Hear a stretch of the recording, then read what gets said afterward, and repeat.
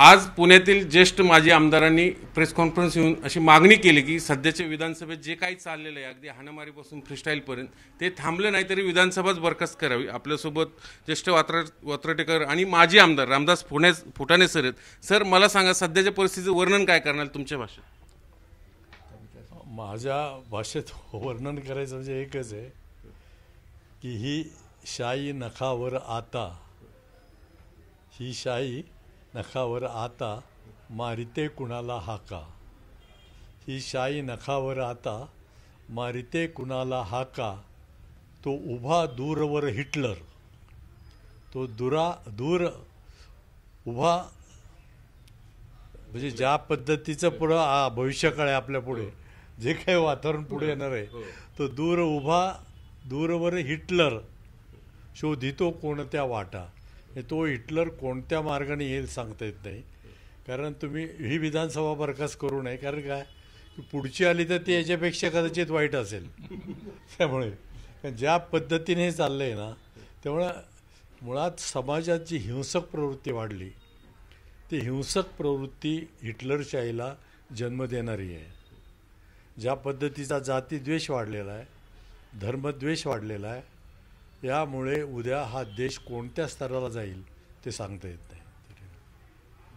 आपल्यासोबत डॉक्टर सप्तर्षी सर आहेत। सर मला सांगा तुम्ही म्हणजे अगदी आणीबाणीच्या काळात ते सगळं पाहिलेलं आहे, महाराष्ट्र पाहिलेलं आहे, पवारसाहेब पण तुमच्यासोबत होते ह्याच विधान भवनामध्ये, त्यावेळची परिस्थिती आत्ताची परिस्थिती, आता तुम्ही थेट या मागणीवर आलात की बरखास्तच करा असं काय केलं?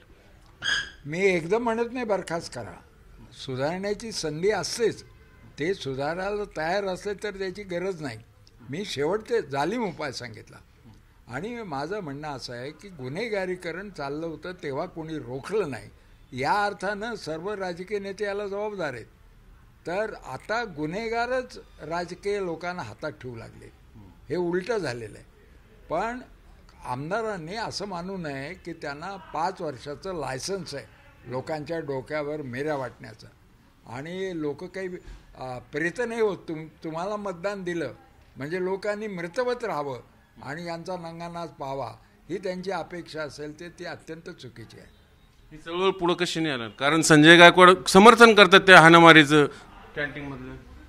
हे असं आहे, जनतेच्या सहाय्यानं मी सुरुवात केलेली आहे ती माझी आमदार, कारण ते दाखले आहेत, पुरावे आहेत गत लोकशाहीचे किंवा गतकाळ लोकशाहीचा।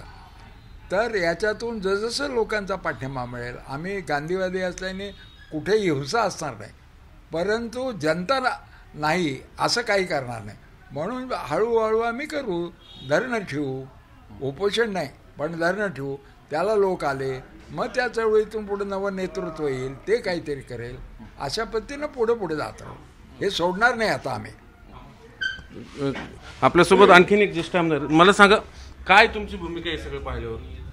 मला तर असं वाटतं की ही विधानसभा जी आहे त्या विधानसभेमध्ये हा जो काही आखाडा चाललेला आहे हा गैर आहे, कारण हे एक विधानसभा किंवा पार्लमेंटचा हाऊस हे लोकशाहीचं मंदिर असतं, या ठिकाणी कायदे बनतात, लोकांच्यासाठी हे प्रतिनिधी आलेले असतात। या लोकांच्यासाठी आलेल्या प्रतिनिधींनी लोकांची कामं करण्याच्या ऐवजी स्वतःच्या स्वार्थासाठी किंवा हितासाठी किंवा एखादं त्यांच्या मागे काही शुल्क कास्ट लागू नये म्हणून जर का विधानसभेला म्हणजे एक आपण आमदार आहोत हे विसरून जर का हातामध्ये काही शस्त्र घेतलं किंवा हातामध्ये हातघाईवर जर आलो तर ती ह्या विधानसभेच्या आमदाराच्या दृष्टीनं ही कधी न शोभणारी गोष्ट आहे। या ठिकाणी मला असं विनंती करायची वाटते की हे जे चाललेलं आहे ते तात्काळ बंद झालं पाहिजे, अन्यथा लोकांच्या हातामध्ये आणि पत्रकार बंधूंच्या हातामध्ये ही एक जी शक्ती आहे त्या शक्तीच्या आधारे आणि आम्ही जे काय आपल्याला सपोर्ट करणारे किंवा सगळे मागणी करणार आहोत की हे लोकशाहीच्या मंदिराला ग्रहण लागलेलं आहे, त्याच्यासाठी आम्हीसुद्धा तुमच्यावर राहू, तुम्हीसुद्धा पत्रकार या नात्यानं किंवा लोकांच्या ह्याच्यामध्ये कल्पना वाढवली पाहिजे त्यांची, असं माझं मत आहे। हे सगळे ज्येष्ठ माजी आमदार आहेत. यांनी आपला काळ गाजवलेला आहे, एक आदर्श ठेवून दिलेला आहे विधानसभेच्या कामकाज करताना त्यांच्या काळात. आणि त्यांनाच जर आज ही भावना झाली असेल की सध्या जे काय चाललं विधानसभेत, मी लॉबीमध्ये हाणामारी होते, एक आमदार टॉवेल बनियालवरून कॅन्टीनमधल्या कर्मचाऱ्यांना मारहाण करतो आणि हे एकमेकांना शिवेगाळ होते, हे चुकीचं आहे, थांबलं पाहिजे, अन्यथा विधानसभाच बरखास्त करावी, इथपर्यंत ही सगळी मंडळी येऊन ठेवले. याचा सध्याच्या राजकारणाने साकल्याने आणि गांभीर्याने विचार करण्याची गरज आहे, नाहीतर समाजही तुम्हाला माफ करणार नाही. व्हिडिओ जर्नलिस्ट नितीन सांडबोरसह चंद्रान पुंदे, झी मीडिया, पुणे.